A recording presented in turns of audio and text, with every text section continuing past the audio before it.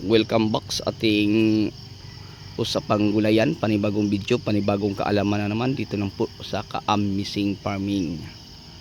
Okay, sa lahat kong mga subscriber from Luzon, Visayas at Mindanao, pati sa abroad at ibang bansa. So sa inyong lahat, pati sa aking mga viewers, maraming salamat po sa inyo sa patuloy po ninyo na pagsuporta sa ating munting YouTube channel. So sa mga ito mga ka-farmers, tayo po ay nagpapa-spray po ng fungicide na may kasamang foliar at saka insecticide. So yung fungicide, insecticide natin ito po ay compatible, and then foliar. So yun po mga ka-farmers, mga ka-viewers, ang ating pinapa-spray sa umagang ito. Kasi yung bell pepper natin na nag-recover sa bagyong Maymay at saka Nining ay may mga bunga na at bulaklak. Kaya yan, nagpapa-spray po tayo ng Amistar, Alika at saka foliar na blossom booster. So yan po ang ating pang-alternate sa ating foliar na Queen Acres. So ngayon mga ka-farmers, share ko lang po sa inyo ang tamang dosage sa paggamit po natin ng Amistar. So 10 ml lang po sa isang knapsack sprayer. So ngayon mga ka-farmers, mga ka-viewers, ang tamang dosage po sa paggamit po natin ng Amistar, 10 ml lang po sa isang knapsack sprayer. So same lang po siya sa dosage sa ating ginagamit na score, yung pinapa-spray natin sa ampalaya. So 10 ml lang po sa isang knapsack sprayer. Pag halimbawa ay drum, yung drum na ganyan 200 liters mga ka-farmers, pwede tayo maglagay ng 120 ml sa Amistar. And then sa atin namang Alika, pwede tayo sa 60 ml sa isang drum kasi ang dosage 3 to 5 ml. Okay? So pag halimbawa ay bago ka pa lang nag-apply ng Alika sa bago na mo na tanim na sili, pwede ka sa 50 ml, 60, ganyan, 50 lang ka muna mga ka-farmers. So ang pinaka maximum 60 sa ganitong tanim na bell pepper. Sa ampalaya pwede sa 70 ml sa isang drum na, kasi ang dosage niya 3 to 5 ml lang po mga ka-farmers. So ngayon mga ka-farmers, ito na ang ating bell pepper, may tie wire ng mga naka-install, may mga poste na, kasi tatalian natin to mga ka-farmers. Alam nyo ba, pag halimbawa ang bunga nito yung lumaki na, madali lang itong mabali. Kaya nga may mga ganyan tayong makikita dahil yung nanalasa si bagyong Maymay o bagyong Ningning o may hangin ng abagat pa na pabugso-bugso, marami pong nabali sa ating bell pepper. So yung banda dyan mga ka-farmers, yung parang yan, bali na yan. Pati yung natin doon mga ka-farmers, yung siling sigang natin, madami ding na bali na mga puno. So kawawa mga ka-farmers ang mga nabali, at saka kawawa po din tayo dahil hindi na po natin sila mapakinabangan pa. And then sa ating blossom booster na foliar, share ko lang po sa inyo ang dosage, half kilo po sa isang drum, So kung meron kang 1 kilong blossom booster na feeders, ay kalahating kilo ang ilagay mo sa isang drum. So ulitin ko, ang dosage sa Amistar pag isang drum 120, pag Alika 60 ml sa isang drum, pag feeders kalahating kilo. And then pwede pa din kayong mag-add ng sticker, kasi ang panahon natin ngayon mga ka-farmers, mabilis lang pong umulan. So siguro share ko lang po sa inyo, tayo ngayon ay Agosto. Sa loob ng 20 days sa Agosto, parang 2 araw lang ang walang ulan din. So ibig sabihin 18 days. Kung isama pa natin ang mga nakaraang buwan, 28 pa sa July mga ka-farmers, nag-ulan na. And then nahinto lang ang ulan 16 na sa August. So yan, 16, pag 17, 18 ulan, ay init. Then pagka 19, 20, nako, tuloy-tuloy na ang pag-ulan. So ngayon mga ka-farmers, dahil medyo lumabas si haring araw, nagpapa-spray po tayo, hindi lang sa ating tanim na bell pepper. Sama na din natin ang ating napakabugbog na kamatis. Yan, kita nyo mga ka-farmers, oh. Hindi dapat ganyan ang mukha niya mga ka-farmers. So yun po. So itong edad na to yung mga ka-farmers sa ating bell pepper, ito po ang napaka critical stage. Bakit? Dahil ito po ay magbulak na ng marami. Yan, pansinan natin, halos lahat ng mga talbos may bulak. So yung bumagsak sila mga ka-farmers, ito, yan, magbunga dyan banda pero hindi na tuloy, at saka yung sa pangalawa, at saka doon, and then yung isang sanga. So ang ibig sabihin dyan mga ka-farmers, kung hindi lang ito na bagyo, may bunga na ito, no? So yung unang mga bunga din ay wala na, at saka din ni banda. So nawala, parang tatlo, isa, dalawa, tatlo, at saka yung isang sanga sa likod. So wala nang bunga. So ang pag-asa natin ito mga ka-farmers, yung sa susunod ng mga sanga. So marami ng mga ganito kalaking mga bunga. So yun po ang ating alagaan mga ka-farmers, no? Marami na, oh. So ganyan ang mga ka-farmers, pero ang puno, kita nyo, dapa, parang nakabaluktot ang mga mga ka-farmers. Bagsak to lahat mga ka-farmers, no? Bagsak to lahat. Wala tayong makita na dining nakatayo ng matuwid. Kontinya, no, parang matuwid, pero sanga na yan mga ka-farmers na lumabas gilid, parang nakaganon siya mga ka-farmers, oh. Naka parang letter L. Ganyan ang mga puno, ng puno nakahiga, tapos ang sanga din ano lang ang talbos, parang bumangon lang. Katulad nito, ang puno na din pero na din, oh. Bagsak to lahat. Yan, kita nyo ang mga puno, oh.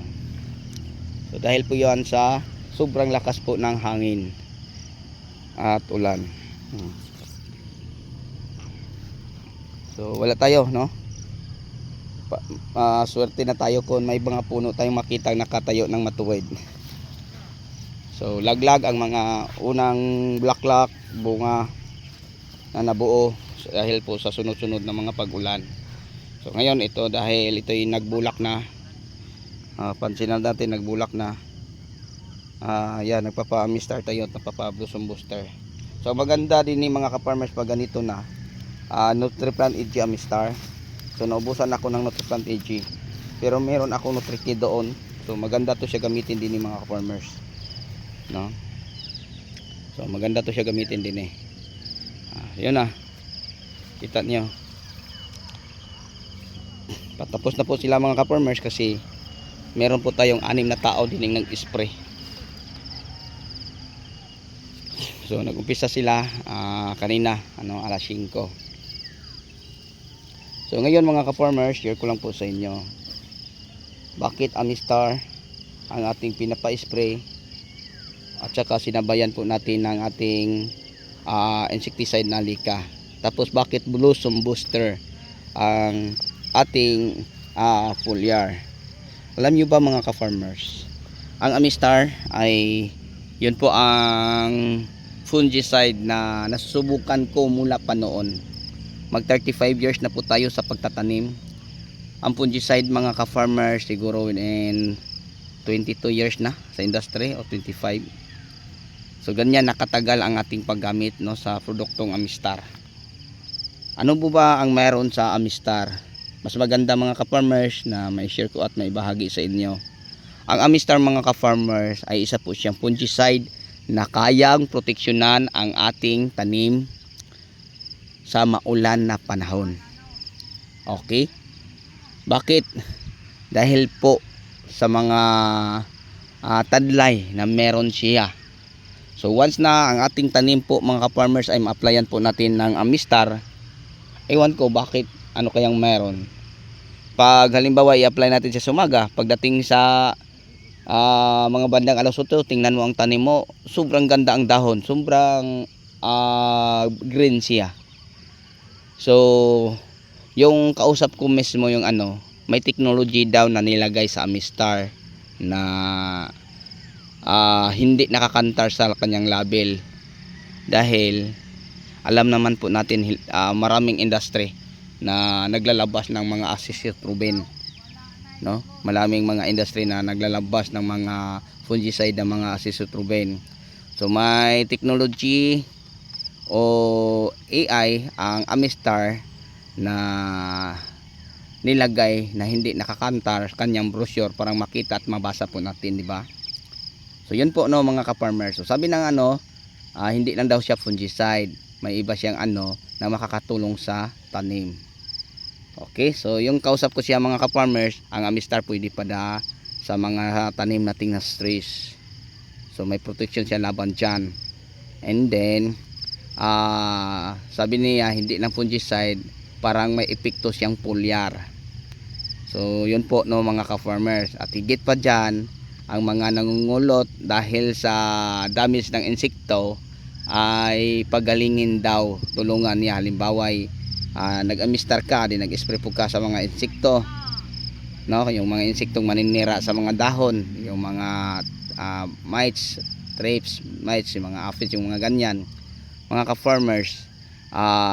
Pag halimbawa mag-spray ka ng Amistar sa insecticide, so yung insecticide na dahilan sa pagkulot ng mga talbos ng mga sili mo ay kayang i-control sa insecticide na in-spray mo. And then yung Amistar, yan na ang magpapagaling para ang dahon manatiling lumtian at bukad, mga ka-farmers, no? Parang plain, hindi tulad ng ganyan o kulot. Pero bakit ang talbos ganyan?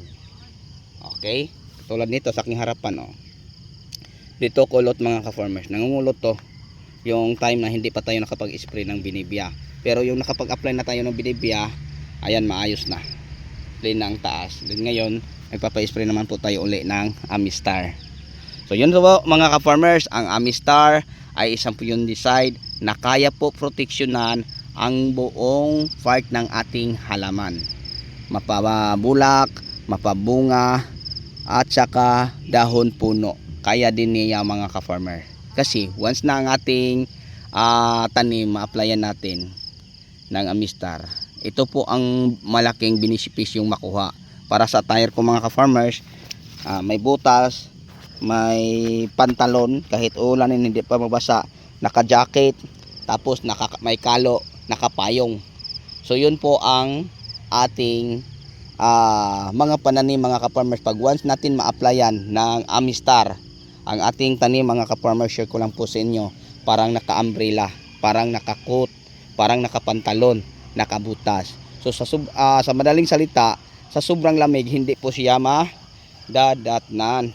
Alam niyo ba kung bakit? Kasi may coat siya, hindi siya lamigin ng sobra, mga ka-farmers, kasi naka-umbrella, naka-coat, naka pantalon or nakabutas, parang taong ganyan, na pag lumabas siya sa maulan ng panahon, may protection para siya, parang hindi siya lamigin. So ay mag-ano ako ng baka. So may solution ka, mga ka-farmers, no, nagagawin parang ang tiil mo hindi ka ano po sa labas kasi napakaputik, di ba? Tapos dami pang mga dumi. So nakabutas ka, nakapantalon ka pa, o kung kagaya ng attire ko, and then nakakot, then may payong ka pa na pang ano sa ulan. So ang purpose mo parang hindi ka ginawin o lalamigin. So yun po, mga ka-farmers, ang mga pananim na naka-Amistar. So sa sobrang lamig ng panahon, lalo na sa walang tigil ng mga pag-ulan, bagyo, hanging habagat o ano pa, hindi po maano ang ating tanim. Tapos meron pa din tayong tinatawag na alika. So ang alika, mga ka-farmers, magaling din siya sa mga suing ang sucking insect, tulad na lang ng mga brood mites, thrips, no? Palagi nating nabanggit, mga aphids, whitefly. So hindi yan mawala, mga ka-farmers, sa ating mga pananim, yung mga insekto na yon. So yung Amistar at saka alika, magandang kombinasyon para din sa ating mga halaman. So pwede tayo mag-alternate ng ibang mga produkto. Kung halimbawa sa Syngenta, Amistar at alika, pwede silang isabay din foliar. Kung sa ibang industry naman, halimbawa example FMC, pwede ka doon mag-spray, mga ka-farmers, ng binibia. So yung fungicide niya ay Furso. So kung doon ka kukuha sa foliar ng FMC, maraming catalyst, yung mga ganyan, no? Okay, kung halimbawa naman mga ka-farmers ay mga produkto sa Biostad, so yung mga nabanggit natin din ay mga industry, mga multi-company, no, mga branded na mga chemicals. So mahal yun mga ka-farmers, pero napakagaling. Di bali naman natin ang mahal basta maganda naman ang produkto, di ba? So yun po no mga ka-farmers, mga ka-viewers, ang mai-share ko sa inyo patungkol dyan. So pag halimbawa ay mag-spray ka ng Benevia, kung sabayan mo ng fungicide, ang fungicide na compatible niya ay Furso. Kung Amistar naman o Escor, Alika. So ang foliar kahit ano na mga ka-farmers. So ang paggamit sa foliar mga ka-farmers, yung patok sa edad ng tanim, no? Yung patok sa edad ng tanim. So halimbawa ito ay nag-umpisa ng namumunga. So yung foliar na sa namumunga ang i-apply o ipa-spray. Ito nagbulak, nagbunga. So kung hindi lang ito mga ka-farmers na pinsala sa hangin o nalaglag ang unang bunga, pangalawang bunga, ay ito ay siguro may mga ganito na kalaki, no, sa kalingking o ganito ba. Basta mayroon na mga ka-farmers. May pa isa-isang puno ako na hindi nalaglag ang mga unang bunga. So nakita kong malaki na mga ka-farmers. So ngayon, marami na ito siyang bunga. May taglimang bunga na tayong mapapansin, pero ganito pa kalaki mga ka-farmers, oh. Kaya tayo ay nagpapa-spray ng Amistar dahil ang purpose po natin yung Lapnos o Anthracnose. So makikita natin din sila mga ka-farmers sa bunga ng mga sili, bell pepper o siling sigang. Ano po ba ang sakit na yun mga ka-farmers?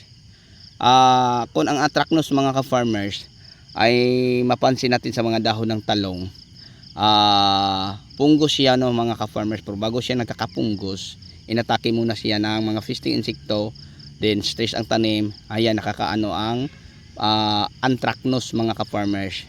So Anthracnose ay isa siyang punggos na galing sa lupa, no? And then yun lang mga ka-farmers, basta bumaba ang resistensya ng tanim, ang punggos ay makakapasok. So sa mga pabago-bagong panahon, katulad ng ulan, hangin, bagyo, yan ang ating tanim, mas stress. So tapos kulang tayo ng inaabot sa kanila ng protection sa kanila, ayan mga ka-farmers, tuluyan silang mas stress ng sobra, and then magkakapunggos din po sila. So kawawa ang ating mga tanim.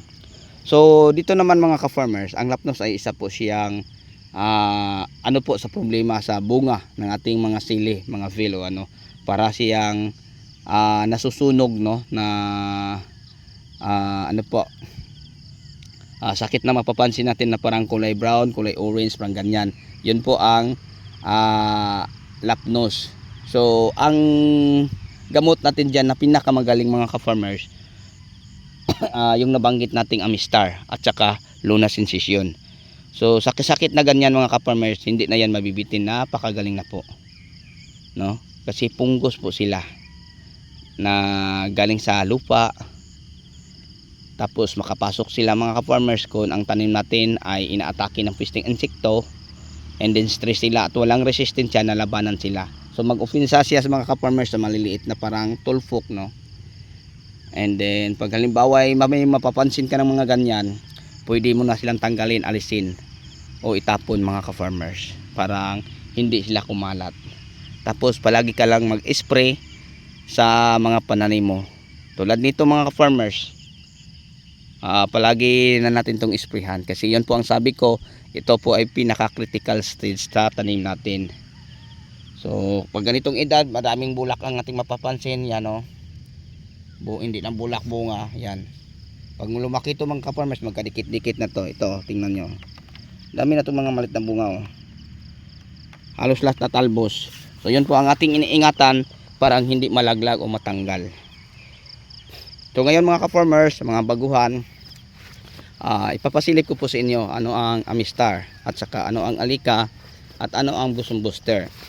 At sa susunod naman, ang gagamitin nating foliar din ay Green Acres.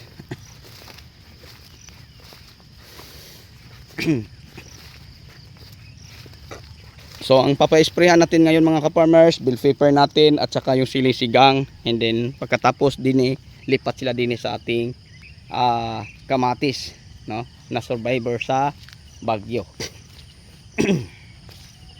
Tapos pag mag-spray tayo ng mga ganyan, kailangan ang tubig na malinis, no?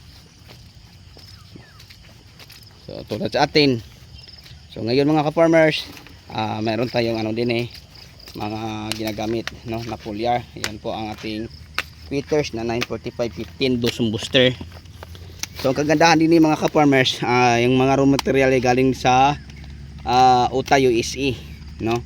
So napakayaman po dito sa mga nutrients mga ka-farmers, oh.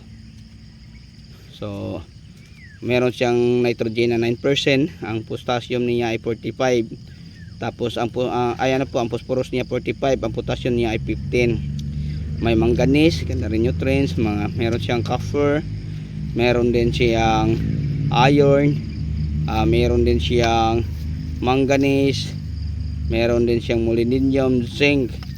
So yun po, no, maganda siya na foliar. Isa po siyang Peters Professional Water Soluble Blossom Booster. So yun po mga ka-farmers, maganda siyang gamitin natin. At ito naman po ang ating alika. So ang ating alika mga ka-farmers, ito po, no, ang kaya niyang i-control mga whitefly, mga aphids, thrips, no, mga green leaf hover, aphids mites, yung mga ganyan, mga whitefly. So yun po mga ka-farmers ang ating alika, mga cutworm. So may kakayahan din siya. Mga stem borer, pwede pa din mga ka-farmers. Kaya yun ang ating pinapa-spray sa ating sa ating mga tanim. So ito po ang mukha sa ating ginagamit na fungicide Amistar. So ang iay ni Amistar mga ka-farmers ay Azisotrovent. So yun po ang sinasabi ko po sa inyo, no? So ang dosage dito, Team ML sa isang knapsack sprayer per gram, tulad ng nakikita nyo na pinagtitimplahan ng ating tao, ay 120 ml. So maganda to siya, no, na gamitin natin sa ating namumulak na mga pananim. So ngayon magpapa-spray naman po tayo din ng fungicide sa ating kamatis. Yan, kawawa ang ating mga kamatis mga ka-farmers, kasi hindi naman nawala sa atin na tayo po'y binagyo. Kaya ito ang mga patunay ko sa inyo. Hanggang sa ngayon dami pa ding tubig. Yan. So maraming tanim natin na hindi nakapag-survive. Talong natin na 8,000 kapuno mga ka-farmers, ay 16,000 na sa 8,000 na kapuno ang namatay, 1,000 na po kapuno ang tira. So pakunti, no, ang number sa ating talong. So sa ating kamatis naman ganun din mga ka-farmers. Pero dahil may mga survivor, may mga bunga na, yan, alagaan natin, baka ito makakabawi pa tayo din yan mga bunga mga farmers, oh. Okay, so sa yung lahat hanggang dito na lang po tayo, no. Maraming salamat. So bago na yung magtapos mga ka-farmers, mega love shout out po sa lahat kong mga subscriber, mga viewers, sharer at commentator. So sa yung lahat at sa patuloy ninyo na pagsuporta, ako po ay magpapasalamat po sa inyo. Hanggang sa muli, dito na lang. Maraming salamat. Bye bye and God bless. So sa lahat ng may mga katanungan, ilagay lang po, no, sa ating comment section para mabigyan natin ng kasagutan ang inyong mga importanteng mga tanong. So yun lang po, no, mga ka-farmers, mga ka-viewers ko from Luzon, Visayas at Mindanao, pati sa abroad at sa ibang bansa. So sa inyong lahat, bye bye and God bless. Happy watching and happy farming. Mabuhay ang magsasakang Pilipino. Thank you. Bye bye and God bless.